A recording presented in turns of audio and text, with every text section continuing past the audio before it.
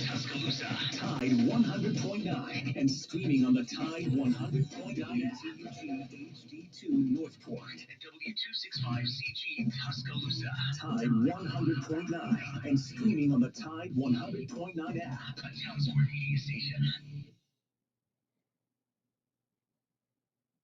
Alabama 1st and 10 on the 12. Again, Houston. He's got a hole. He's over. Alabama touchdown. I'm just wondering if your listeners know how good a football player you were. I can still see you playing that fullback, knocking those players out of the way. And I believe I could have run behind you. Martin, I can remember when we became the summer, and you were playing fullback up there. And I saw you in the weight room and watched you work out in the weight room. And you could pick up, you were strong enough to pick up the whole weight room. I really respect it, and I really got so good back biggest mistake we ever made. The Martin Houston Show with national championship winning fullback Martin Houston, giving you 1 hour of intense, hard-hitting analysis from an insider's perspective. It's time for the Martin Houston Show on your home for Alabama sports, Tide 100.9, and streaming on the Tide 100.9 app.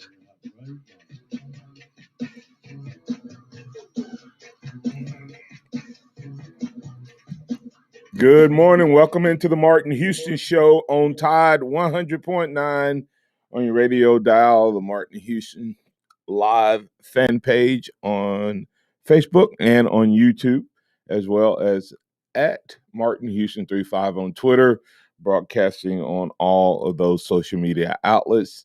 At the same time, I want to invite you to download the Tide 109 app for your smartphone. Take it with you wherever you go.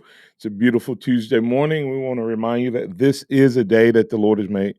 So let's rejoice and be glad in it. Take some time today to notice someone, love someone, serve someone, be the difference you want to see in the world today. Got a great show lined up for you. We'll have DC returning back with us. So be glad to have him back for the first time in a while. So glad to have him with us. Looking forward to catching up with him in the second quarter. In the meantime, I want to invite you to get in on the conversation at 205-342-9904, 205-342-9904. The Taco Casa hotline is open for business. Taco Casa, quality, taste, value, under the biggest cactus in town. So we didn't get to good, bad, and ugly yesterday, so we'll do that this morning. We'll get DC's good, bad, and ugly as well. See what he thought about the Florida game. Get his thoughts on the upcoming Southern Miss game. Several things in this game. I've heard complaints from Bama fans since the game, and the reality of it is. Guys, other teams play football as well. And we are a team that is replacing almost double-digit, starters, and most of those starters were top picks. If the offense had produced the way that last year's offense produced, would we be concerned about Florida having gotten 29 points? Is 29 points in today's game a really, really bad football game? I guess that's the question. How many stops, Joe, on average, would you say a team needs to get 3-4 stops a game? We say many people believe holding the team to 17 is about the equivalent of a shutout in today's game. And the Florida Gators did what they did. They ran the ball extremely well. And so maybe Alabama fans need to recognize the gift that we got on Saturday. Of course, you're probably saying, "What gift is Martin on something? Is he what is he doing?" Joe, I'll get your thoughts first. Then, why if you had to, and you're a glass half full guy and a positive guy, what positive would you take from Saturday's game?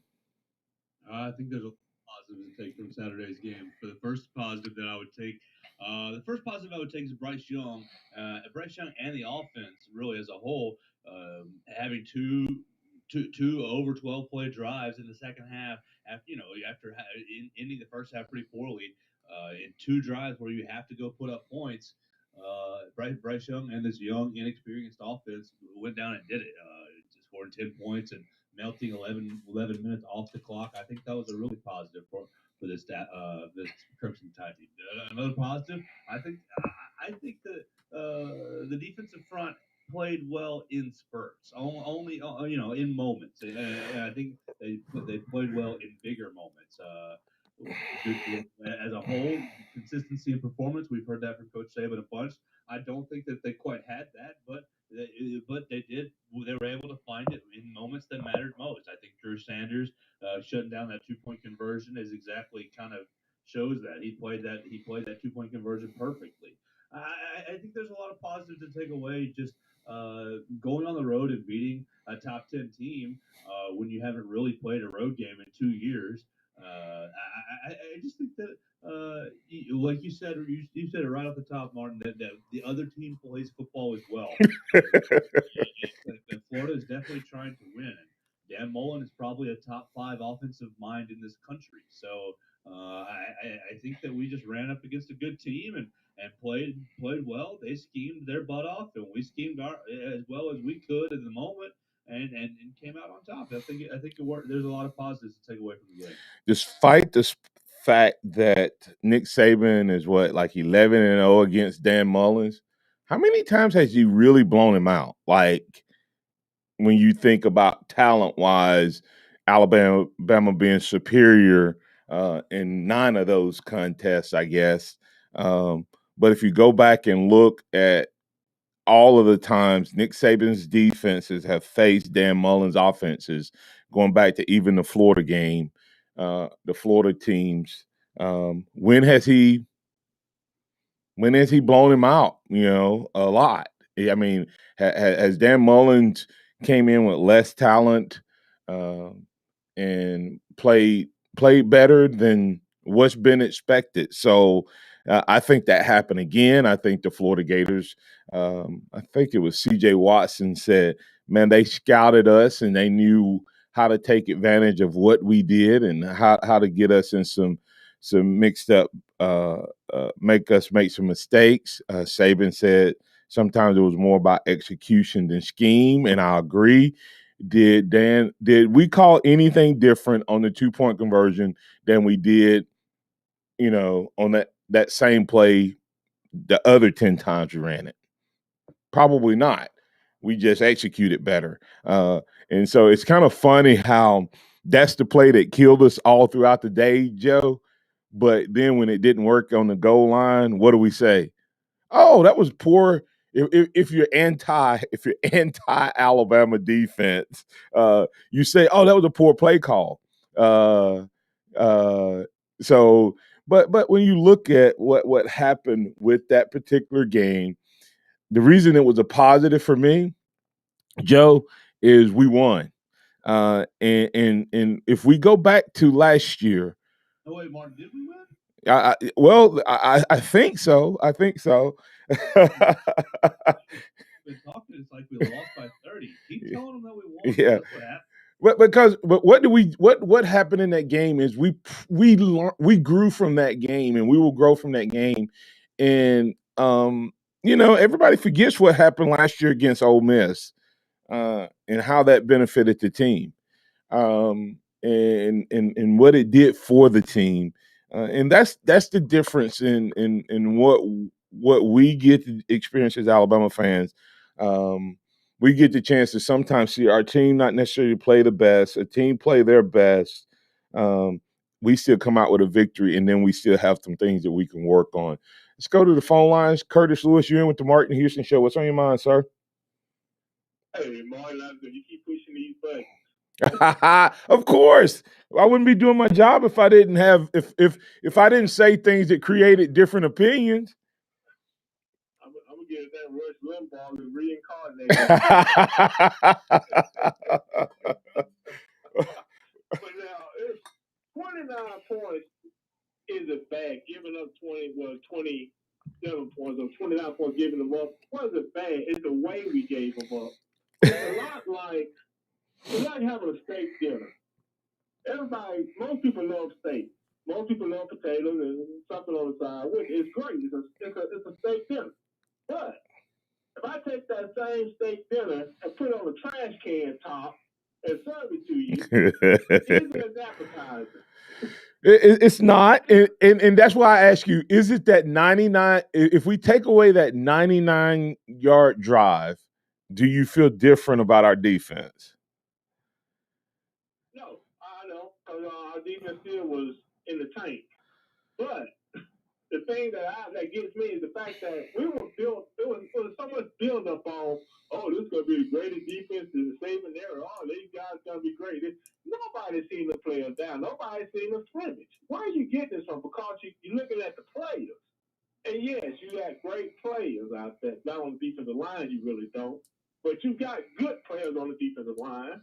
But what you don't have is, no matter how beautiful, no matter how well carved your puppets are, it's the puppet master that's going to make them do what they do. And right now, the puppet master for our defense is just not doing what he needs to do. He's not putting these guys in a position to be successful. And even though Saban won't come out and say it directly, he did say in his press conference many times as far as them not being in the right position, not applying enough pressure.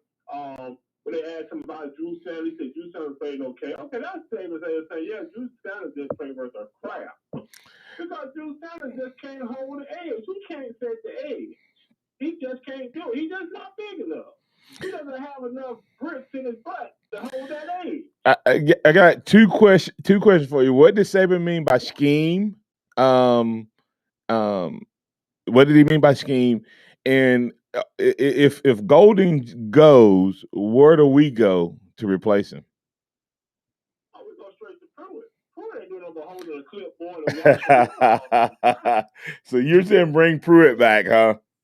Yeah, Brian Pruitt. I guarantee this defense would be a lot different with the exact same players if you have a more aggressive-minded defensive coordinator. Somebody not going to just sit back there and let the offense dictate to him what the game is going to do. And that's exactly how Golden. That's just how Golden likes to play defense. He just likes you to dictate to him, and he wants to try and figure out what you're going to do, like it's a chess match, but it's not. He needs to be the person who's going to sit there and slap the checkers or the chess off the board, hit you with the board itself, and then tell you we're going to play my game. Yeah. Well, the only concern, Curtis, is I think Pruitt may be it may be some eyes with double A's watching him. The NCAA may be watching Pruitt, so we may have to survive a little bit longer with Golding before we get to. And I listen, you know, I think it's a combination. I will say that I expected more out of this defense because it comes down to players. You can be the greatest mind in the world and not have. You can have greatest X's and O's and have no Jimmys and Joes. So I am one of those who said, hey, listen, the guys had a rough time getting all out there. And so I have to go back. I'm going to look at this game again and see how much of it is the option. And we just don't, these kids just have no clue how to play the option.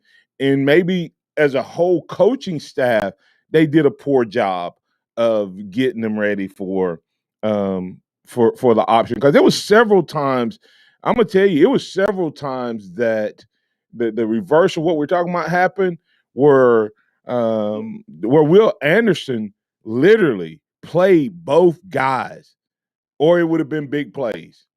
I mean, he literally a couple times where he played the quarterback, made the quarterback pitch, and then went out and tackled the running back.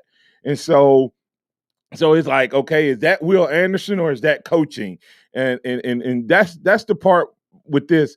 I want to see Southern Miss has some of this offense to it, and I know that Ole Miss is going to have some of it put back in with their run QB option. So we got a couple weeks to get ready, and then maybe I'll jump on. No, I'm not ready to jump on the bandwagon of fire him quite yet, but we have got to get better defensively. I will agree with you there. We've definitely got better. And there was many times on that. Defending the option is all about this, knowing your assignment. Yeah, and that's to me, that's the part that I can't figure out, because that's what Saban talked about, Curtis, is that this team doesn't have discipline, and it showed up to me. Discipline and lack of leadership showed up on both or either side of the ball at different times of the game. And Saban has said that this is what this team is missing. So hopefully we can find it. You got anything else for I have to get out of here? We're gonna have DC back on with us today, but let you wrap up before you get out of here. Yeah, the catchword that Saban kept using was intensity, and that was another clock word that he was using. And intensity is another word for we didn't play enough plays to get our guys off the field while they still had some type of energy in them, and we didn't play enough plays to be able to substitute those guys who weren't performing. Just like a linebacker, that was the worst game our linebackers ever played. Yeah, they did not play great. The guys behind them who could probably step in, could have done worse. But at least let them guys understand, all right, you can't play any better. Sit over with me and talk to Miss Terry or whatever. All right, hey, and I did pick up that you said you may have to call me Rush Limbaugh reincarnate. I'm gonna have to. All right, appreciate you, Curtis. Have a good one, sir. All right, Robert, please hold on through the break. We'll be adding DC on the other side. Thanks for being part of the Martin Houston Show. We'll be back in just a moment. Tide 100.9 traffic.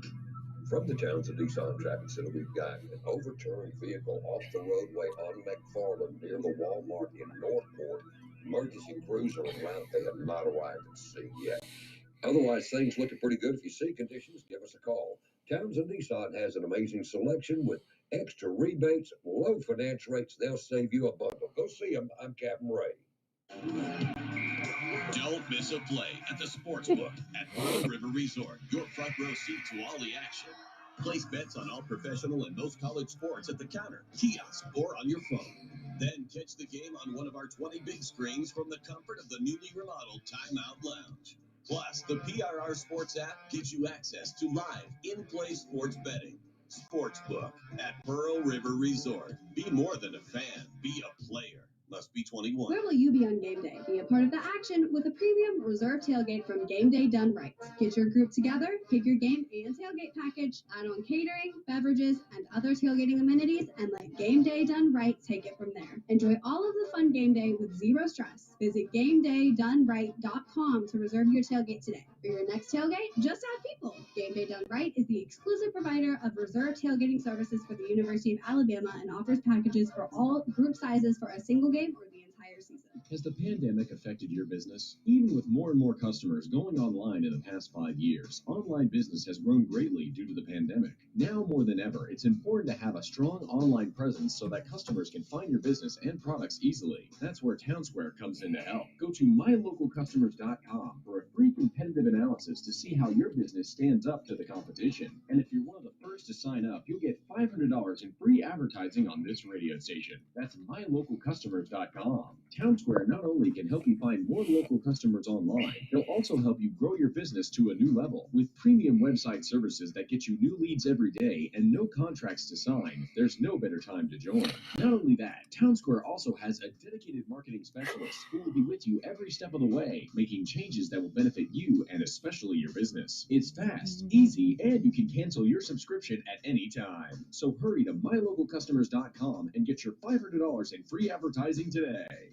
Tide 100.9 Tuscaloosa weather. Sky cloudy at times today and tonight. Scattered to numerous showers and thunderstorms are likely. A high today 83, tonight's low 67. Tomorrow showers ending early in the day, becoming sunny, windy, and less humid. The high at 75. I'm James Spann of the ABC 3340 Weather Center on Tide 100.9. It's 74 degrees in Tuscaloosa.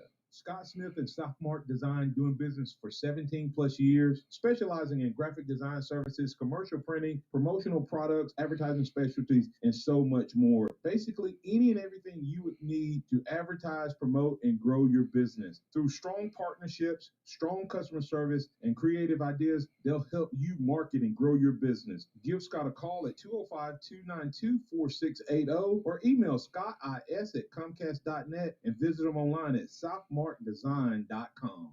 Interact with the Martin Houston Show by calling us at 205-342-9904 or tuning into the Martin Houston Show on Facebook.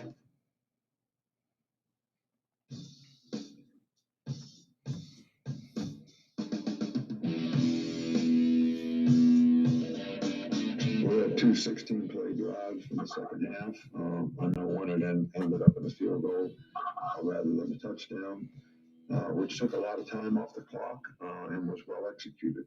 Now, we did get 7 penalties. A couple of those were caused by, the noise. So first experience, I think we'll improve at that. And I think it was critical at the end of the game when we got a first down when we needed to in 4 minutes. And they got the ball back with 4 seconds. So there was a lot of, we executed offensively when we had to in the second half.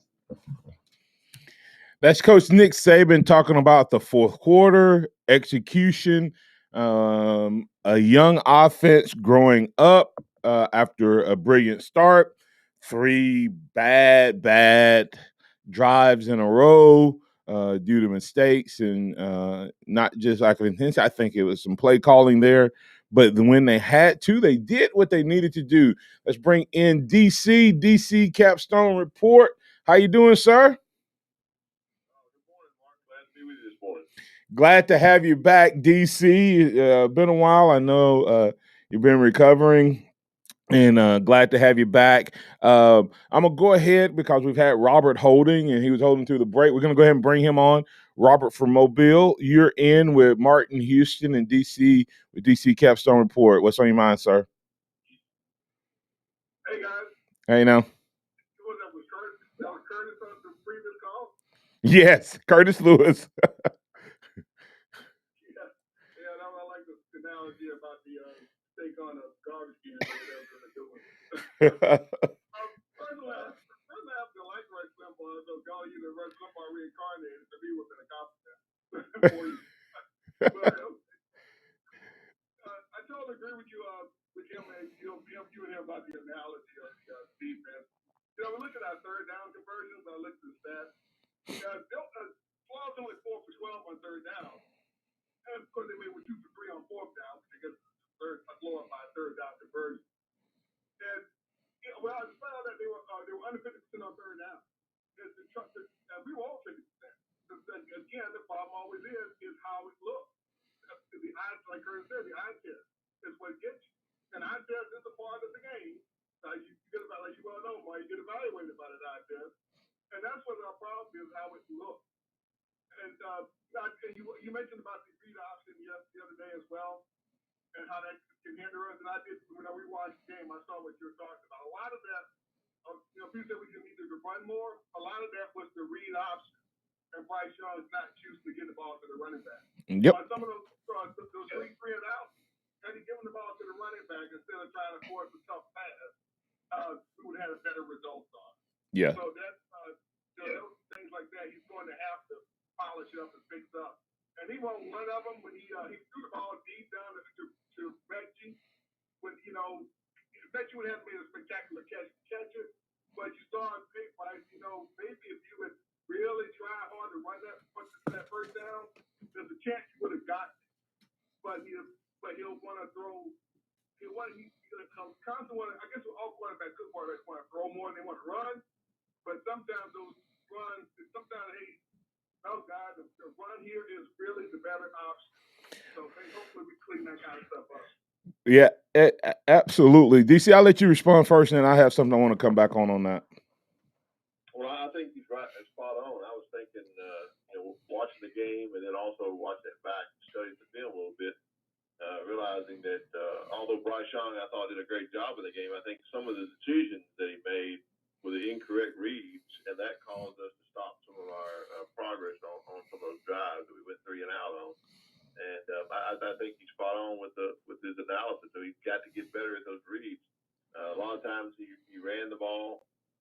He didn't run the ball when he should have, and sometimes he gave it to the back when he actually had the better run than the back did, and he didn't want to run himself. So I just feel like that he'll get better. I think this is a game that'll help him learn from, and as long as he does that, improve, I think he'll be fine. Yeah, and I want, like I said, I talked a little bit about it yesterday, and you guys can come in. RPO game has changed what we visually see as Alabama fans. We use RPO potentially as much or more than any team in the country.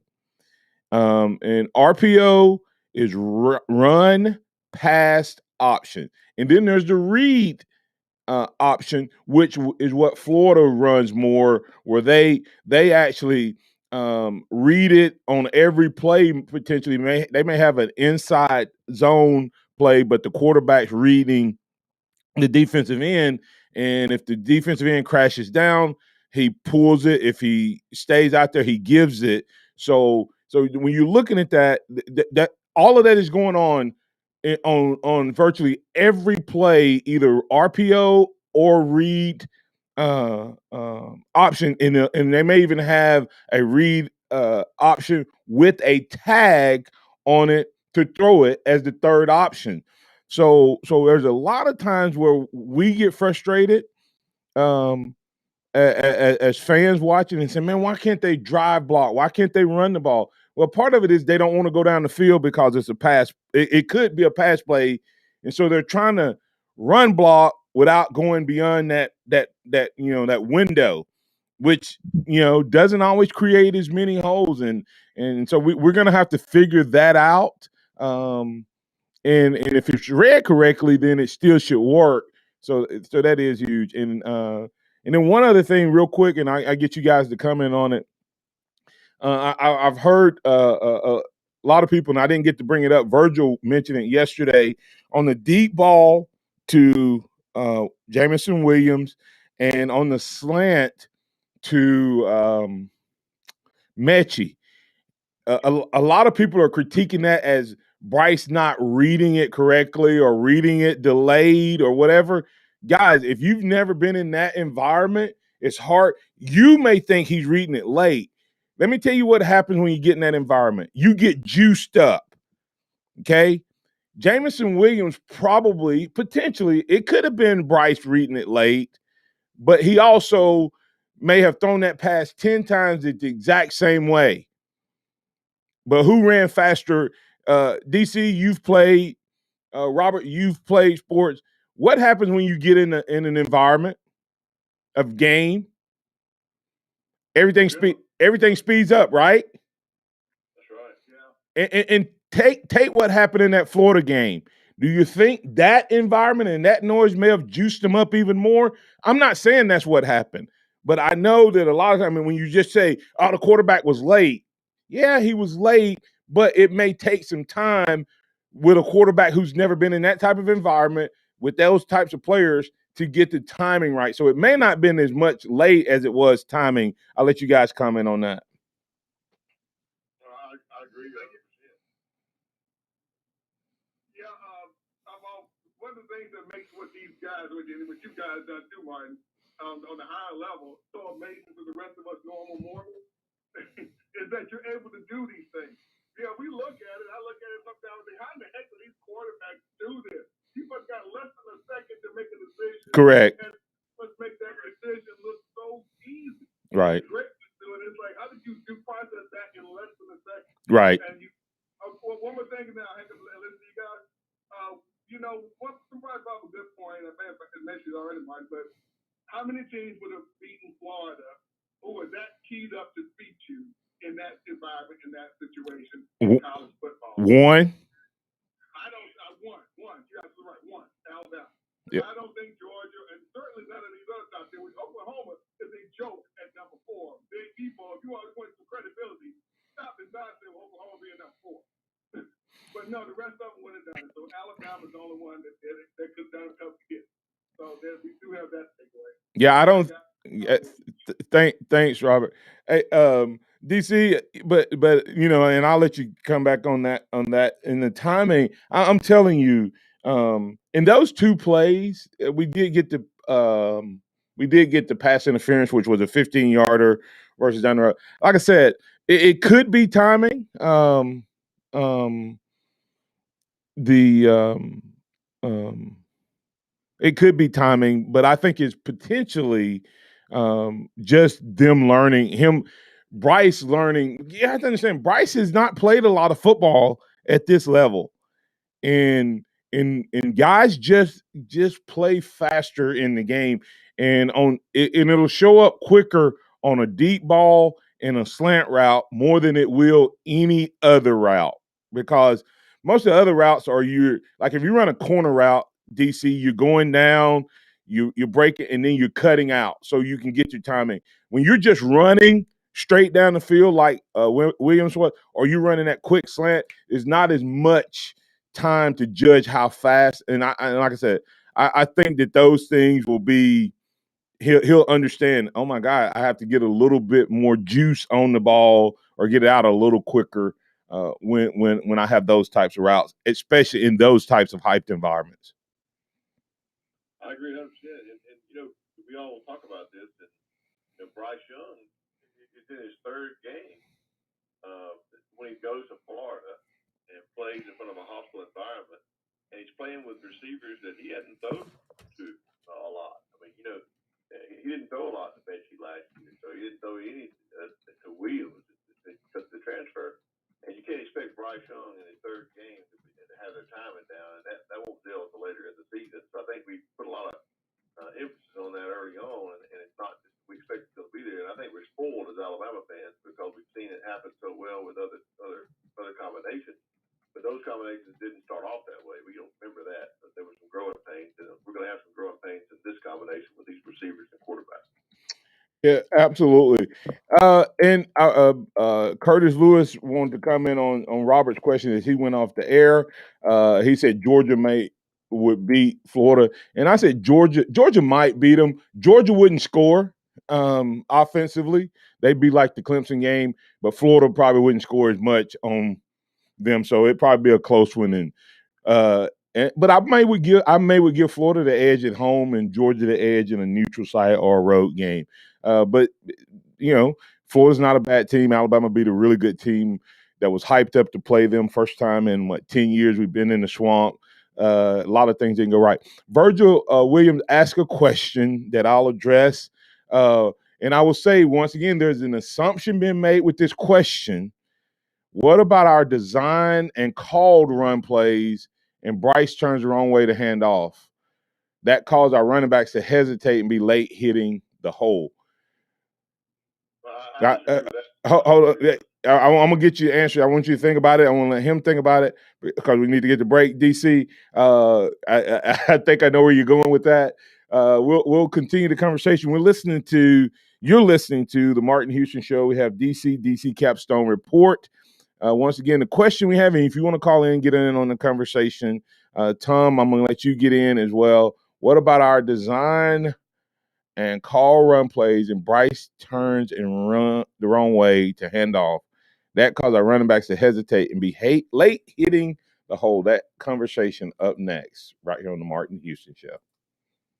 Tide 100.9 traffic. From the Townsend Nissan Traffic Center, we got a wreck involving an overturned vehicle on McFarland eastbound at the Aldous and Jacks in Norfolk. It's off the roadway. A medical emergency on 2059 eastbound before exit 97. If you see other conditions, give us a call. Townsend Nissan is taking care of business with low finance rates, extra rebates, and they really need your trade. Go see them. I'm Captain Ray. Hello, this is Martin Houston with the Martin Houston Show, and I want to tell you about one of our great sponsors, Overflow Express Wash. Their mission is to provide great customer service with a showroom clean car and an exceptional customer service experience. They have the basic car wash that starts at $7, but you need to check out the premium wash packages, which start as low as $12 and go up to $20. They also have a membership wash club that you can get for starting at $23.99, going up to $39.99. In other words, just double the regular premium package, drop a penny, and you can be one of the great members of Overflow Express Wash. My family and I keep our cars looking good inside and out by using Overflow Express Wash. They're located on Skyland Boulevard right next door to Alabama 1, or you can find them online at overflowexpresswash.com. Andy Phillips and his team look forward to making you a part of their team. Join Randy Smalley and me, Captain Ray, for the Randy and Ray football forecast, where we pick the games against the spread. It's this Friday night at 11 following the high school scoreboard show on Tide 100.9. Brought to you by Randy Smalley, Floor and Tide. You were lied to when buying a timeshare and worn out, you need my help. Hi, I'm Chuck McDowell, CEO and founder of Wesley Financial Group. 10 years ago, I started the timeshare cancellation industry by exposing the ugly truth about timeshare and giving folks the straight facts. I've been fighting the timeshare giants ever since, so no one knows this industry better than me and my team. Today, we have 383 employees and have saved our clients an average of $65,000 in lifetime payments. Imagine putting those timeshare dollars back in your pocket. If you were told at a timeshare presentation that this was available today and today only, that timeshare was a great investment, or your maintenance fees will never go up, call my office now. I guarantee you, if we take you as a client, we will cancel your timeshare or you'll pay nothing. Call now for your free information kit. 800-949-1441. 800-949-1441. 800-949-1441. Nick Saban calls it the process. John Maxwell said that everything rises and falls on it. And Coach Wooden said it's what you learn after you think you know it all that makes the difference. What am I talking about? Leadership and personal development. Is your organization, your school, your church, your family, are they receiving the proper level of leadership development and personal development? If not, the Empowerment Center for Leadership and Mentoring can help you with that. We have our pep talks, which is a 1 to 1.5 hour lunch and learn, which we can customize to meet your needs, or we have some topics that we present that we know can help your organization. And if you're looking for one-on-one mentoring and coaching, we can also assist you with that. Visit peptalks35.com. That's peptalks35.com, or send an email to martin@martinhouston.org. That's the Empowerment Center for Leadership and Mentoring. Welcome back to the Martin Houston Show, the sound of Bama sports. Your show, your team, on your home for Alabama sports. Tide 100.9 and streaming on the Tide 100.9 app.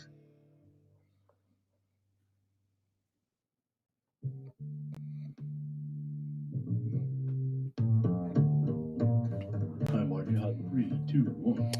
You're back in with the Martin Houston Show with DC Capstone Report. And we had a question from Virgil Williams. What about our design and call run plays? And Bryce turns the wrong way to hand off that cause our running backs to hesitate and be late hitting the hole.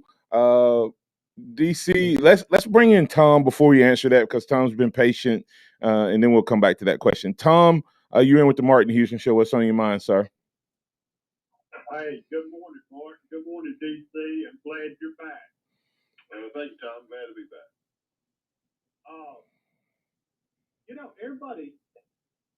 Everybody's been talking about what's wrong with Bama, and you can always, analyze that part of the game. But I want to go down a different road. My theme for the week has been what's right with Florida.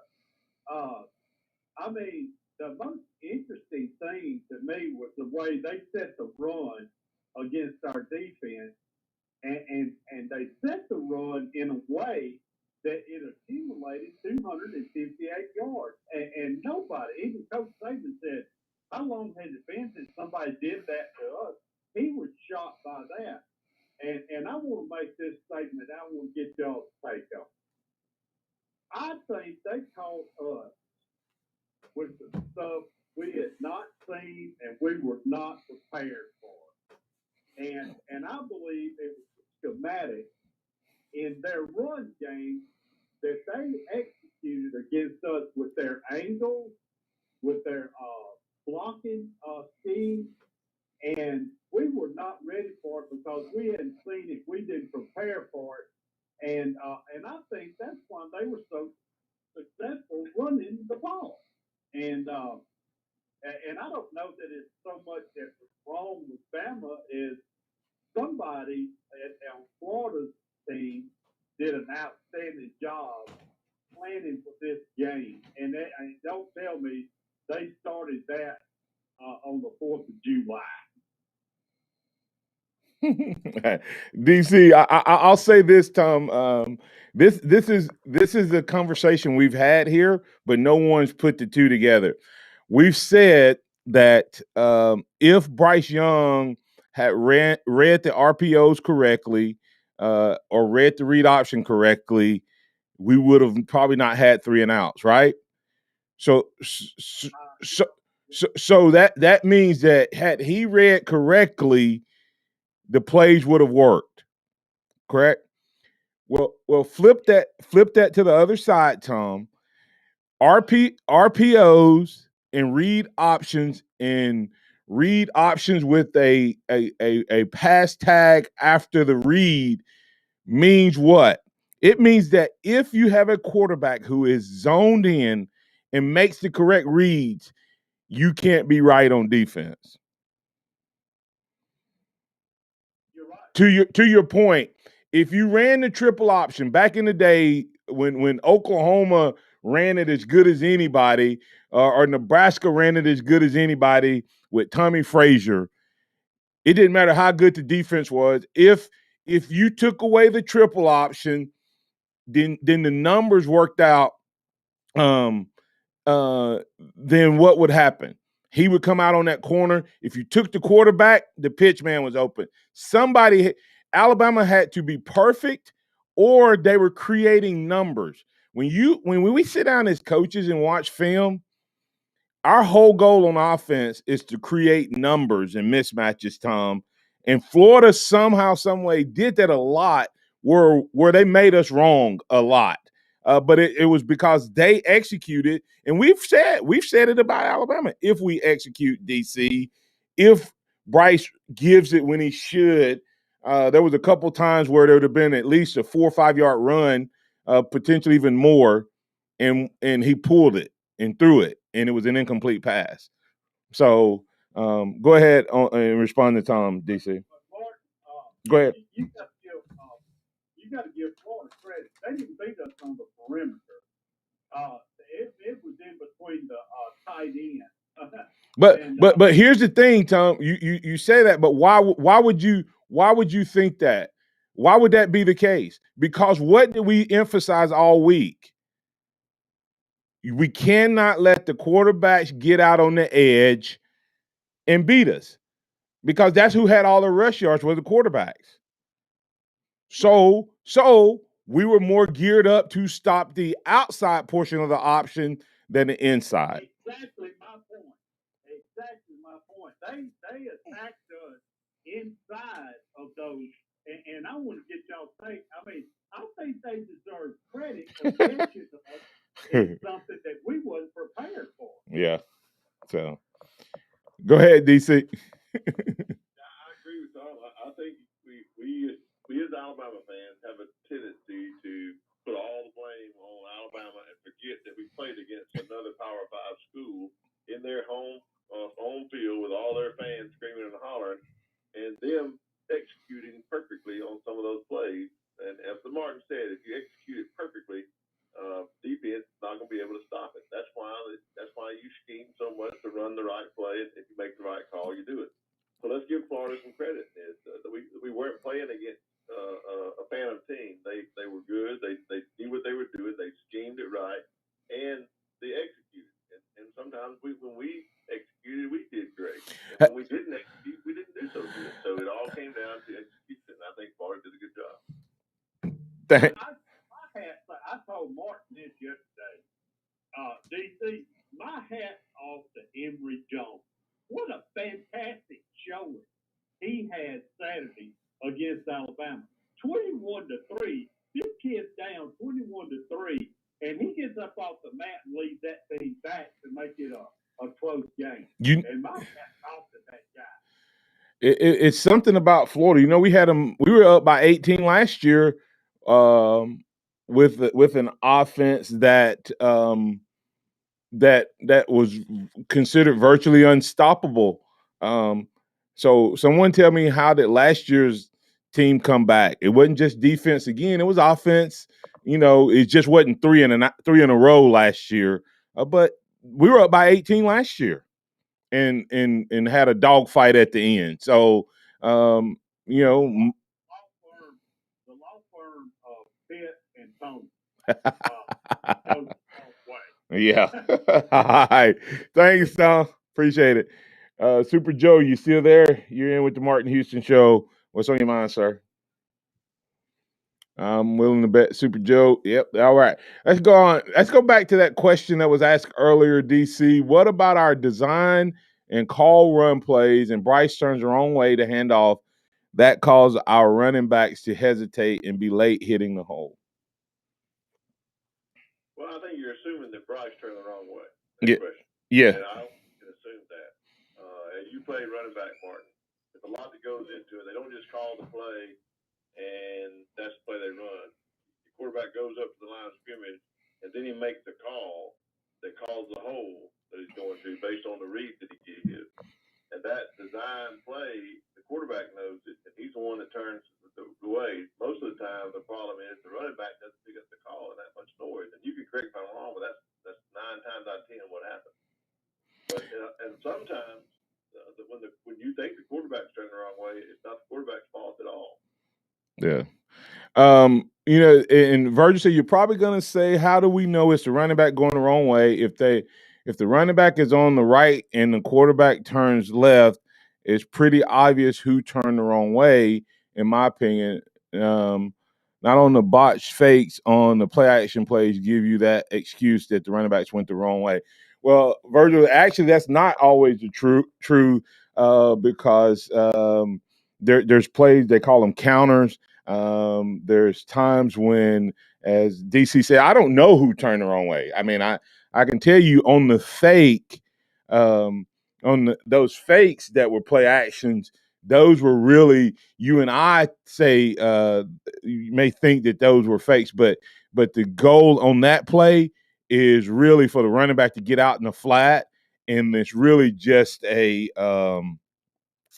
pseudo fake. It's not meant to be your traditional play action where the running back goes into the line. The quarterback sticking the ball out like that is really the play fake there. As far as the running backs, there are counter plays that the quarterback has to run, and there's also times when the quarterback doesn't necessarily catch it before the snap, that the ball is out. I don't remember which plays you're referring to as far as him turning the wrong play on the running play, so I can't speak specifically to that particular time or situation. But I know that running backs line up as a running back coach, and you run a counter play, so the running back may be on one side, but the action of the play is actually going to the other side. So go back and follow the guards, see where they went, the tackles, to see what happened. I promise you, if he's doing that, then you probably would see have heard him be critiqued on more mental mistakes. But I don't know if that's the case, and I'll have to go back and see if I can catch a couple of those. And if he's turning the wrong way, then he needs to correct it. If he's turning the wrong way because he made a change, DC, and they did not hear it communicated, and they did not move as expected, then then that's something that they have to figure out in terms of the crowd noise. He may have been talking the same way he did, when he was against Mercer at home, and the running backs didn't get the change in the play. So it's a lot of things to go into it. But I did not pick up on it from the running plays. I did see that on the pass plays that it would have looked like they went the wrong way. But those pass plays, Martin, if you look back, if you go back into Bill O'Brien's schemes, and you look at that's a Tom Brady move. Put the ball out there so the defensive lineman thinks you messed up, and they go toward the ball, and then you throw it to the running back out in the flat. Now, on the pass plays, I don't think that was a mistake at all. Oh, absolutely. I think it was a miscommunication. But let's look what the positive thing on the running plays. If you really look at it, on the running plays, we called a running play, and we called a running play for the hole between the guard and the right, for the right guard in the center, or the right guard and the right tackle. Those average 6.4 and 6.7 yards a carry. So let's give credit where credit's due on our running game. Let's don't blame everything on the running game when we were talking about RPOs. Let's call them apples and apples and oranges and oranges. Those running plays worked. Our line block, our running backs ran the ball well.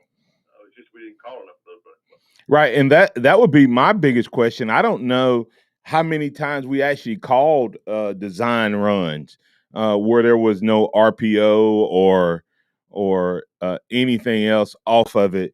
I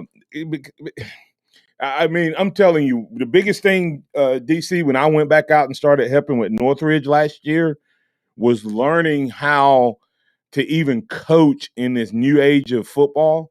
It was extremely tough for me. Like when I was playing, we used to coach between the plays and like start teaching the kids. Man, if I do that now, they're already on 3 plays later, with the speed with which we practice. And so even though we see it, even though it looks like he turned the wrong way, it could be so much more. And Curtis said, if you can't get the play, then just huddle. It's not the initial play that I was talking about. I'm talking about when he sees something in the defense and he tries to modify DC what he has at the line, and not everybody gets it. If you see him, when you see him walking to the line and trying to communicate, when you see him moving the running back. So, but I'll watch for that to see if we get it fixed or if it was just a one-time thing. So, go ahead. Actually, see the hand signals and things that were trying to work. The noise did play a part in it. The lineman got confused on a couple of plays that Bryce Young called, so they were trying to figure out what hand signals he was using. He wasn't clear when he was communicating. But look, there's a lot of stuff going through that young man's mind as he comes up to the line of scrimmage and he's got 15 seconds to. Yeah, you still there, DC? I'm still here. You there? Yeah. I was just making sure you were still there. DC, give me your real quick, your good, bad, and ugly for this game, and we're gonna just go through and have a long break to end the show. Well, I think it's good. If y'all all remember, I don't know if y'all heard about, but Alabama won the ball game. I think that was the good. My good was we won the game at the Swamp against a very talented Florida team. That's my good. My bad was the 3 and outs. Our offense didn't execute on the 3 and outs. That put our defense in a bad place for the rest of the second half, for the rest of the second quarter and first part of the second half. And then the ugly was penalties, but that was caused by a lot of the miscommunications with noise, I believe. I agree. I'm gonna quickly change something real quick. Throw this out. Did you watch any of the Penn State Auburn game? I did. Was that as bad officiating as you've seen? Worst officiating I've seen in a ball game in quite some time. Especially at that level. Hey, tell me, what is that Auburn? And if I'm defending an Auburn guy, it's pretty bad. What is the Auburn defender supposed to do in that play when he got called for targeting at the goal line? I don't have any idea what targeting is in my lifetime. To me, that was a perfect executed tackle. I don't understand what he was supposed to. What could he have done different to not target it except just don't make the tackle? Except for that, because if he does anything different, then that guy's getting ready to stick the ball out to score, and he's trying to stop a score. And so I don't know how you call him defenseless, because he was actually running and getting ready to stick the ball out.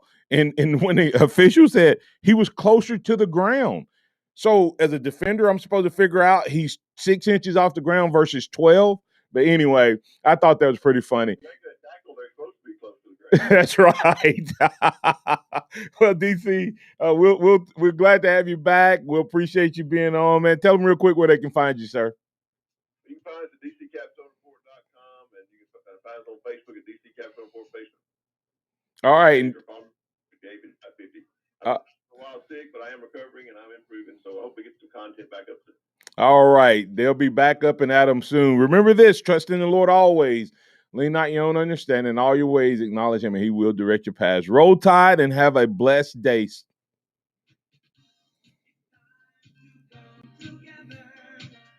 Thank you for listening to the Martin Houston Show on your home for Alabama sports. Tide 100.9 and streaming on the Tide 100.